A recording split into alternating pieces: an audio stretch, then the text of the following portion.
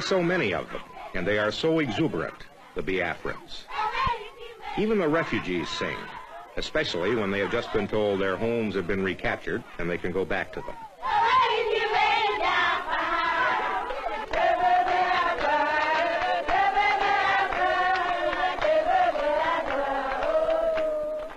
They sing when they get their daily meal.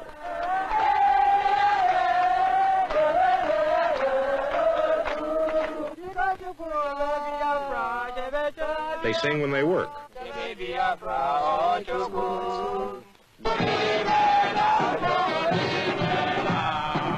They sing when they practice army marching. No guns, no shoes, but a song that goes something like, "Thank you, General Ojukwu, for giving us the medicine with which to fight our enemies instead of being murdered in our beds."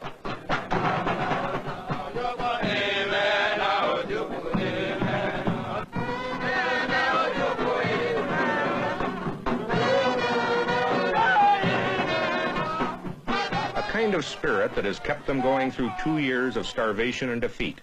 A spirit that arises partly out of fear. Fear expressed by Chief of Staff Philip Effian. Let's hold it even before the election.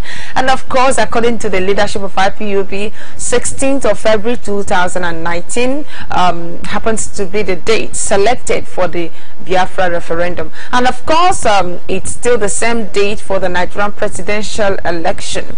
We are going to be looking at this. It's a very important issue. That's why I say you invite your friends, your families, your loved ones to join you, even our enemies to join you, and of course listen to this program. So at this stage, Mazuriako, having crossed the stage of considering whether we should go by referendum or not, what date should be used, or when do we do it? We've gotten to the stage of this is the day, and everybody have this date at the back of their mind. Everyone is looking towards this particular date. Let's look at from Nigeria and the indigenous people as well. According to the press statement that was released 2 days ago, 16th of February is the date, and of course that particular date is a sit at home. Can we look at having announced the date, what signal do you think it has sent to the tripartite structure? Let's first of all look at the indigenous people of Biafra. What signal do you think it has sent to them? Well, it's a sense of relief. You talk about a sense of relief. Mazi Nnamdi Kanu have done something very, very important in this struggle, simplifying every bit of it.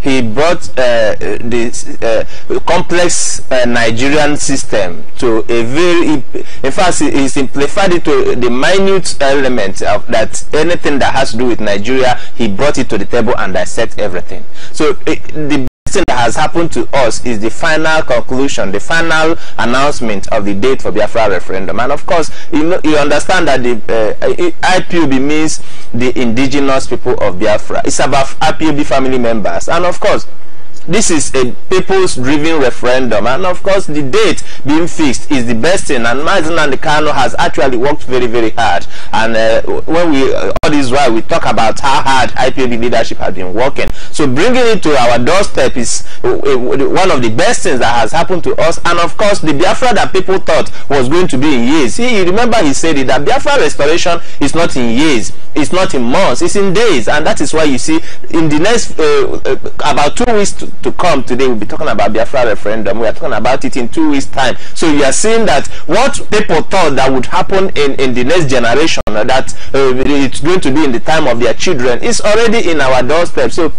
it's a welcome development. The atmosphere is charged. The people are ready. Of course, having been in anticipation all this while, you know that all the while you hear a lot of calls. You hear people say they don't want much talk about Biafra referendum. They don't want to talk about it again. What they want is action. You know, we have been waiting for the moment of action. We have been waiting for the moment, the real time to have our referendum, and of course to move on, because we have actually suffered so much in the hands of the evil contraction called Nigeria. So the indigenous people have actually been so anticipating waiting, has anticipated this day to come. And Mazi Nnamdi Kanu and the leader of the indigenous people of Biafra, having gone through all the consultations, having listened to the people, having worked with the international community as well, came to this conclusion. And the date today, we are happy that the date for Biafra referendum is at our doorstep. So it is a welcome development. The people are happy, the atmosphere is charged, and of course we are just waiting to celebrate Biafra,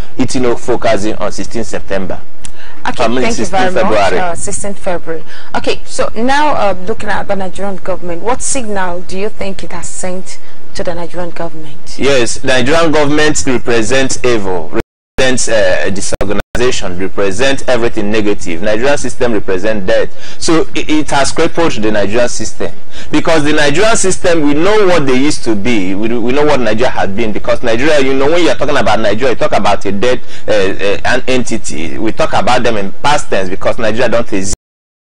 In the past, we put the whole weapons they have been gathering. Remember, we keep saying it, that with their own weapons they will kill themselves. We are using their own weapon against them. That is what it means. So the Nigerian system has been rendered helpless, because there is February is just 2 weeks to come, and of course they never expected the indigenous people of Biafra to come with this announcement. They knew that yes, with the indigenous people of Biafra, we are talking about election boycott, and that is why you see them working very, very hard to make sure that the people come out, whether they vote or not, that they just make sure that the people come out that day, because they are planned to rig it. But you know, the of the indigenous people of Biafra thinking very, very well, and of course with due consultation, it was the wisest decision to take, that on election day, that day they choose to be their own, and of course we use a sit at home, and that is the best approach, because now they can no longer shoot.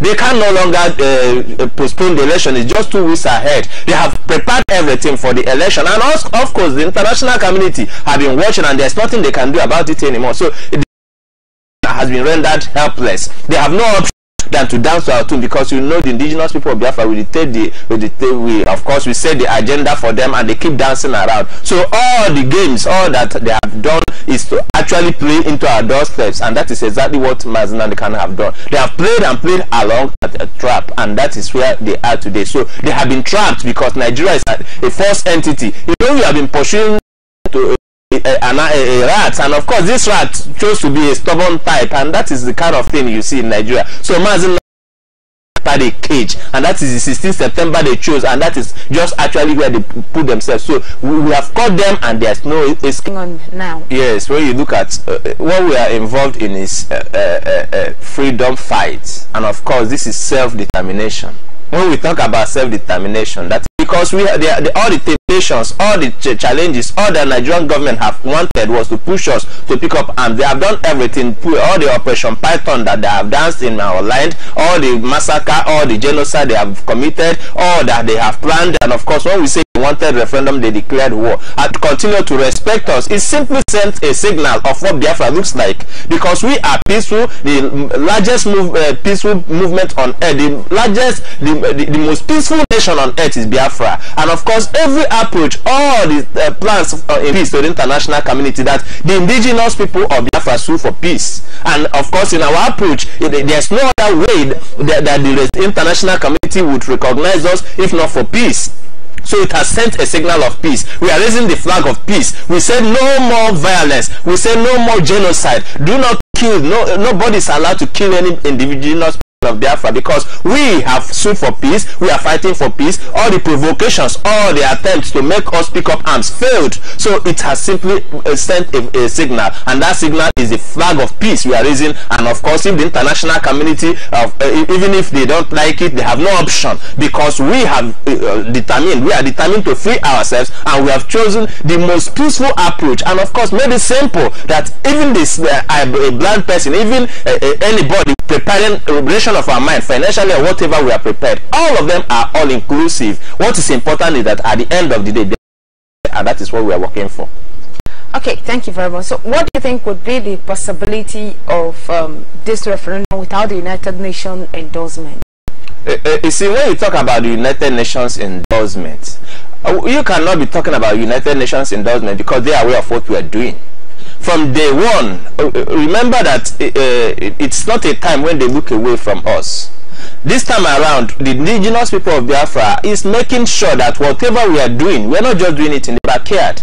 Because if there's any concern anywhere in the world today about the evil, the killings that is going on, to the point that the President of United Nations, States of America, of course the strongest man in the world, have looked towards the evil, the killings, and they said it's horrible, and the United States is not going to watch it to continue. And the conclusion of that killing, the summary of that thing is that in 2019 there's going to be a presidential election. And of course, while the Nigerian system said they were solving the problem, and of course the United States and all the world have been watching. So when you talk about United Nations government, they are actually a part of what is happening, because you remember that last year the leadership of IPOB, of course, Mazi Uchemefo led IPOB directorate to the office of the United Nations office, and up until now we don't know the outcome. There are petitions to the United Nations. Whether the level of endorsement is what you and I don't know, but I'm sure that the leadership of IPOB must have communicated to them, and of course communicated to African Union,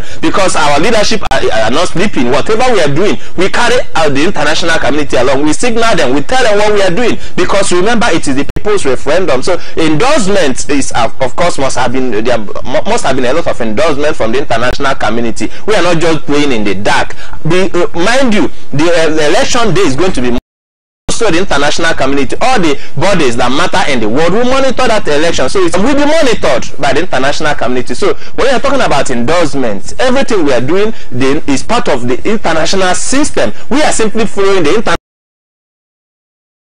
Once you follow that, you simply of course walk yourself to them, and that is exactly the angle I look at it, that the leadership of indigenous people of